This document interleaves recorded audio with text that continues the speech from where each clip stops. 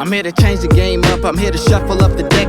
You'll probably think I'm famous cause I got a blue check. I remember playing ball up in Montreal, Quebec, the richest people that I met. Sunday's New York City Marathon. I made some bold predictions.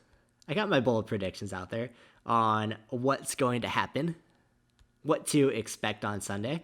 So I'm going to run through the field, and then I'm going to give you my predictions for top three, for winner, for top three podium, and for top Americans on each side, because as we know, that can be a little bit different. Okay, so the field, it's really top heavy. That's what you'll notice. The top four are Tamarit Tola, who ran 204.06, Lisa Daziza, the defending champ, who has run 204.45, Shura Kitada, who's run 204.49, and Jeffrey Kamworwar, who's run 206.12. Now, there are only three athletes under 205. There are only four athletes under 207. It makes it easy to pick a winner because this is the group, and I don't see anybody making such a dramatic increase in fitness that will kind of jump above that group just because of how night and day better they are. Now, New York City isn't the fastest course. There's a lot of bridges. It's not necessarily hilly, but there's a lot of turns, and the bridges don't help because it's that gradual incline, gradual decline.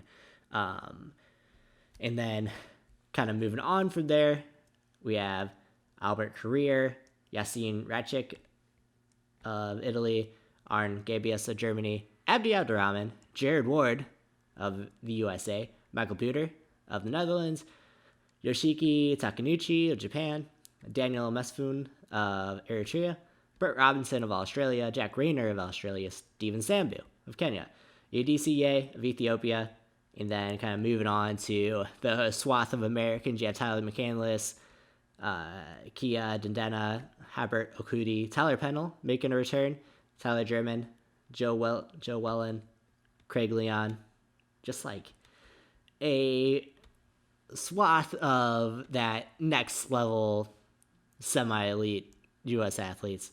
And then the women's field, we have Mary Katani, who's around 217.01, Worknesh Dagafa, who's around 217.41, Rudy Aga, who's around 218.34, and that is kind of, again, that very top heavy, because next is Nancy Kiprop, who's run 222.12, and Des Linden, who's run 222.28, Sydney Endiver, who's run 224.11, Kellen Taylor of Hoka NAZ, who's run 224.29, Sarah Hall, who's run 226.20, Ellie Pashley of Australia, who's run 226.21, Balanesh Fikadu of Ethiopia, who's run 226.41. So you also have Ali Kiefer is coming back, making her return in this one. And I mean, those are kind of the names that we need to know. There's also, that swath of sub-elite American runners on the women's side as well. But to give you a little bit of my predictions. So, top three is going to be easy. I don't think anyone's going to upset on the men's side, Tola, Ziza, or Katada. I really don't. They're just kind of... Or Cam Warwar, he's also in there.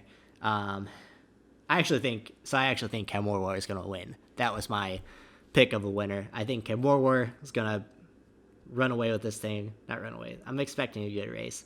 And then probably Daziza and Katada, just because they've been in better form lately, with Tola being the odd man out. I've just liked how Cam Warwar has raced, even though he doesn't have the PRs that those guys have. This isn't necessarily the fastest course, so I don't think it matters as much in terms of determining the final time.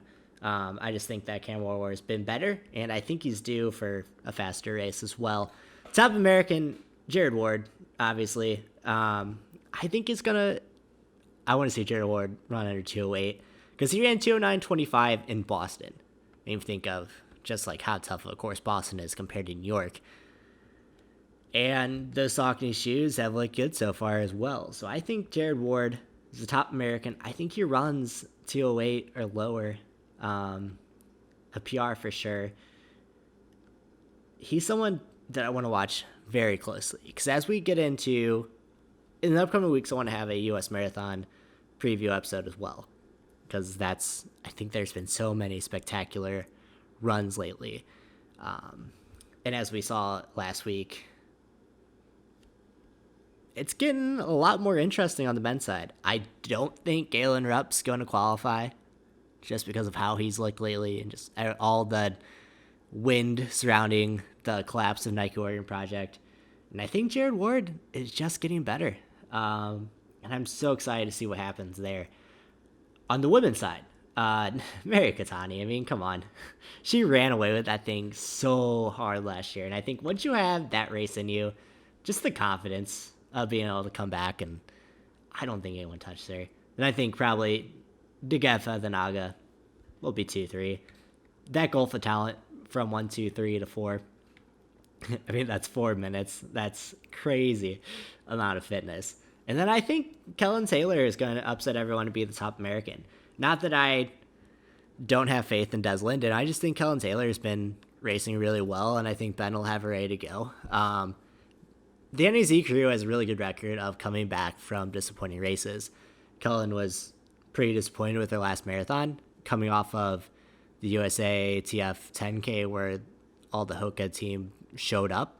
Kellen placed in top 3. Unfortunately, she didn't have the qualifier, obviously, to go to Doha. But seeing what happened in that 10K, she's got wheels that she's never had before.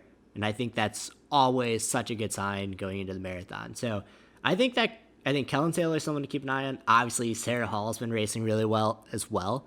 Now her PR is behind everyone else, but coming in, she's had some monster PRs coming into this race. So I think the top 3 American duel between Sarah Hall, Kellen Taylor, and Des Linden is going to be something that we need to pay real close attention to. Will the camera be on them? Who knows? But that's something that if you're looking at splits online, if you're paying attention at the race, that you need to see kind of where all 3 of those are. Because this is probably something that will play out over the last 6 miles of the race or so. Those are my predictions. So again, to reiterate, I'm picking Jeffrey K. Moore to win the men's race with Diziza and Gattata. And then on the women's side, I'm picking Mary Katani with the Gefa and Aga behind him, with my top Americans being Jared Ward and Kellen Taylor. Honorable mentions to Tyler Pennell and Sarah Hall.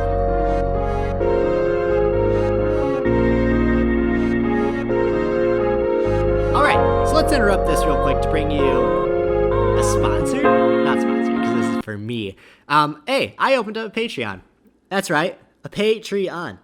Something that, if you're listening to this podcast, you probably like some of the things I write, some of the things I do outside of this podcast, creatively, journalistically, that you might want to support me.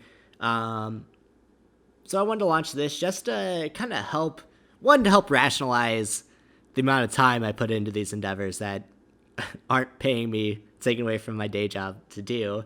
Now, not saying I don't enjoy it. I love running. I love talking about running. I love writing about running. I'm just looking for a way to rationalize spending the amount of time I do on this. So what I want to do is I want to give you guys some benefits for supporting me as a creator, as a podcaster, as a writer, as a coach, and to kind of give back to you in the process. So I have 2 tiers, a $5 tier, a $25 tier. The $5 tier will give you access to my Patreon-only newsletter, which is going to launch later this week. Once I get my first patron, I'll launch the newsletter. It'll deliver the podcast a day before it hits the RSS feed, as well as gear reviews and tips, advanced access to articles and leads I'm currently working on. So if there's anything I'm hunting down, I will kind of pitch that to you as well. In the future, I'm also going to allow you guys to pitch me articles, pitch me ideas for future videos, for future podcast episodes that you can have some direct impact on. That'll be a part of just as long as you're a patron, you'll have access to that, even if it's just for $1. As well as access to a Patreon-only bi-weekly podcast focusing on answering your questions and sharing coaching advice to help you train for an upcoming spring race. So the goal of this is to have 2 races every year that we're going after, a spring race and a fall race. This is where I'll have a Patreon-only podcast at 10 to 15 minutes, answering your questions about training, as well as giving out training advice on workouts that we might be looking at for that week. Workouts, pitfalls that might come up in that specific week of training. What's a down week? What's a tempo run? What's a fartlek? What's the goal of this week? Then in the $25 tier, you get all those benefits of the $5 tier, as well as a personalized month-by-month training plan geared towards your spring half or full or 5K or ultra or 10K or whatever you're racing.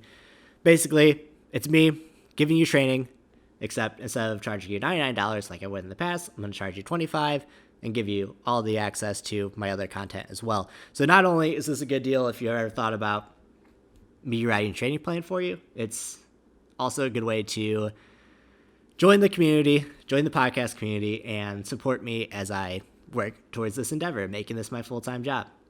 It's not there yet. It's not anywhere close to that, but if we're on this for enough months, if we get enough patrons and build this community, it's something that I really want to work towards. I want to be able to give you guys the attention that I want to give you, while also I'm just tired sometimes.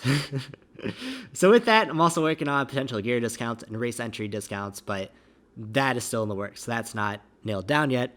Thank you guys so much in advance for helping me support this. I will link the Patreon in the show notes, as well as tweet this out on its own once the podcast is live. Once I get my first patron, that's when the ball will start rolling. But anyway, back to the podcast.